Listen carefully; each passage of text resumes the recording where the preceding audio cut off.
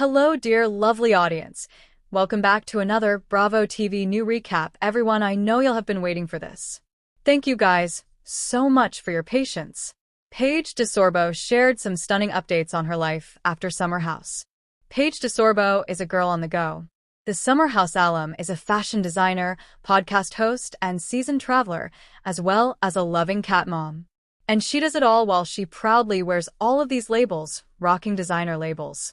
The Daphne clothing brand founder took to Instagram on September 10th, where she posted a series of photos, giving a glimpse inside her life as a busy multi-hyphenate.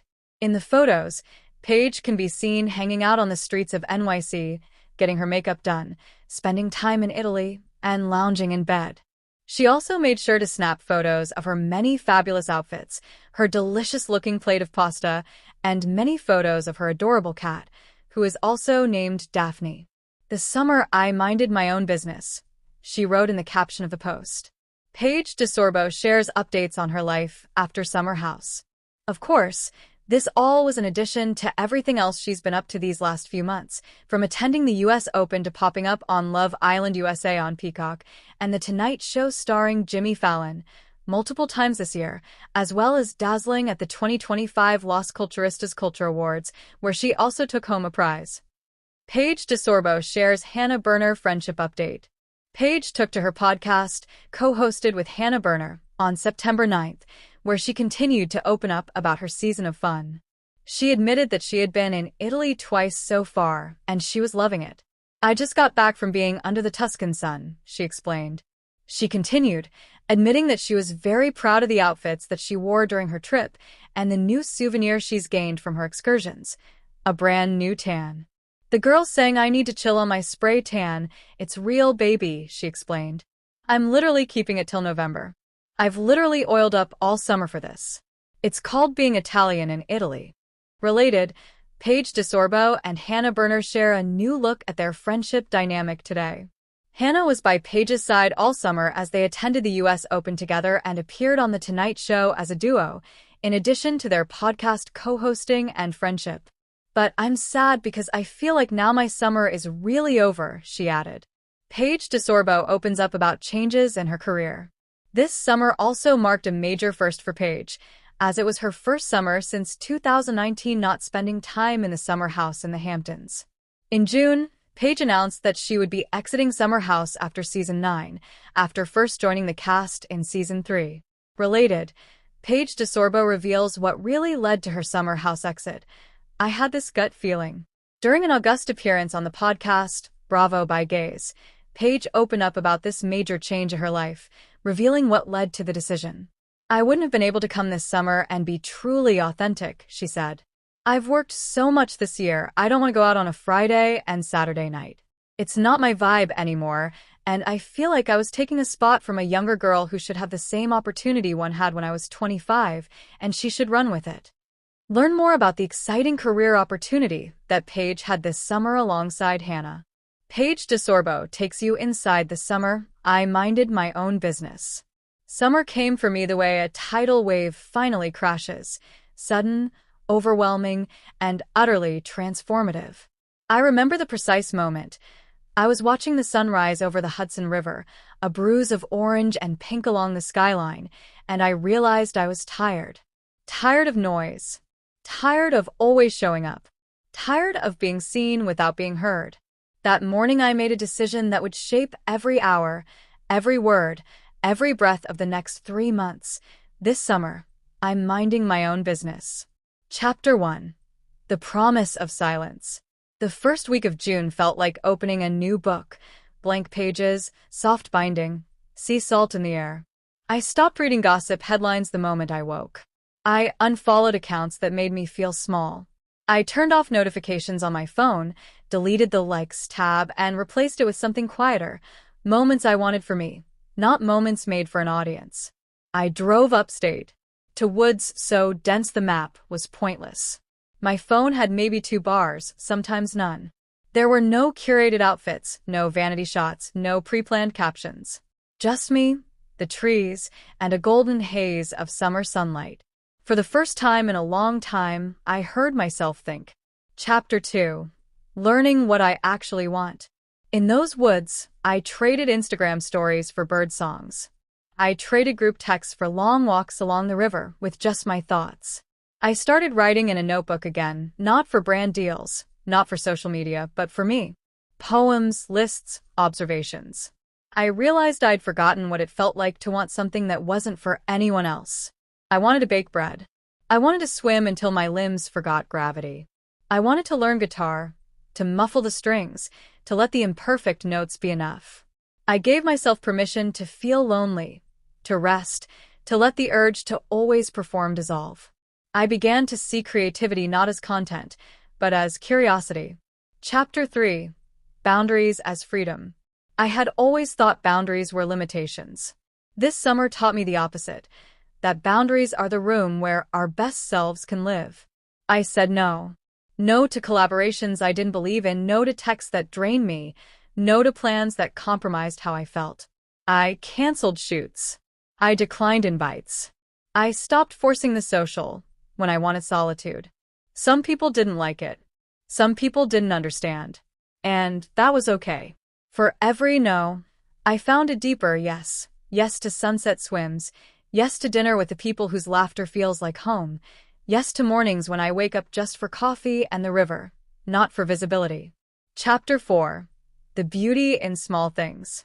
One of the things I rediscovered was noticing the curve of a wave at daybreak, the way sunlight flutters through leaves, the smell of basil in my kitchen, the crackle of a vinyl record. These are small things, tiny and nearly invisible unless you attend to them. I started photographing them, yes, but not for posting. These photos went into my private album, the kind with a dusty cover hidden in a drawer. I'd revisit them when the world felt too bright or too loud. I remembered the weight of a book in my hand. I read novels set in places I couldn't go. I learned that travel isn't always about distance. It can be about stepping away from what defines you and seeing what's left. Chapter 5. Friends, Real Ones. I pulled back from friendships that felt performative. If someone only showed up when there was something to gain, I let those relationships go. If someone could only see me as an image or a status, I stepped away. It hurt, at first, but the ache was part of the shedding process. Then there were those who stayed. The friends who met me under the unfiltered sunlight, who asked, "How are you?" and waited. The ones who held my secrets, because they weren't interested in turning them into content. Those dinners where phones were set aside. Those long drives. Those tears and laughter, both ugly and beautiful. They became my anchors. They reminded me I wasn't alone in needing less noise. Chapter 6. Work without spectacle. Of course, I still worked. But I shifted how. I approached my career with gentleness. I chose projects aligned with my heart, not just my public persona. I said goodbye to some things, big contracts, photo ops, social media pushes that no longer fit. Instead, I picked things that felt like extension of me. A small collaboration with a craft studio whose people I liked. A shoot done in natural light. A campaign for wellness, things I believed in. Work that reminded me why I started creating in the first place. I rested. I didn't produce every single day. I let ideas gestate. I allowed for downtime. I realized that creativity blossoms in pause, not just in hustle. Chapter 7. The Unexpected Mirror. Minding my own business meant confronting fears. The fear that I'd be forgotten. The fear that silence meant people would move on. The fear that success demands you're always loud, always dressed, always seen. What I discovered was surprising. People who truly cared didn't leave when I stopped speaking on their schedule. And some people did, but that was their choice, not a reflection of me. Also, I saw parts of myself I'd been hiding. In the absence of applause, I found my own voice. It sounded quieter than I'd imagined, but it was real. It called for things beyond recognition. It leaned toward joy, toward rest, toward kindness. Chapter 8. Coming to Terms with Growth. Midsummer, there was a moment. I was on a dock, feet dipped in cool lake water, the sun lowering into the horizon, and I felt older, not in years but in weight. But it was a good weight. The kind that comes from truth. I looked at my reflection in the water and didn't see the image I project to be liked. I saw someone more whole. Someone who'd been softened by letting go. Someone stripped of pretense, with skin more aware, heart more open. Things I once thought shameful felt sacred now. The parts of me no one applauded. The quiet, the messy, the vulnerable. They weren't mistakes. They were me. Chapter 9. The Return. August. The light begins to shift. The air carries a first bite of fall. And I knew I was ready to return, not to who I was before, but to who I'm allowed to be. Quietly strong, softly bold. I reopened my phone. I re-engaged with my career. But I kept boundaries. I turned my voice toward things that matter. I stopped measuring value by public attention. I touched back in with the world. I still post, still perform, but I do so from a different place. I bring with me lessons. Silence can be radical. Saying no is an act of self-respect. Solitude is not loneliness. And the people who are meant to stay will stay, not because of what you offer them, but because of who you are. Chapter 10. What it means going forward. I often get asked, did the world change without me for those months I wasn't looking? It did, but in inclement ways. The news moved on. Trends shifted. But also, so did I. I carry this summer inside me. The memory of stillness, the comfort in my own skin. I carry the sense of having made choices that aren't performative. I carry friendships rebuilt or affirmed. I carry a quiet confidence, not shaped by applause. Minding my own business didn't mean cutting everyone and everything out. It meant choosing what I let in. It meant being present, not always available. It meant making space for myself, for my thoughts, my boundaries, my small sacreds.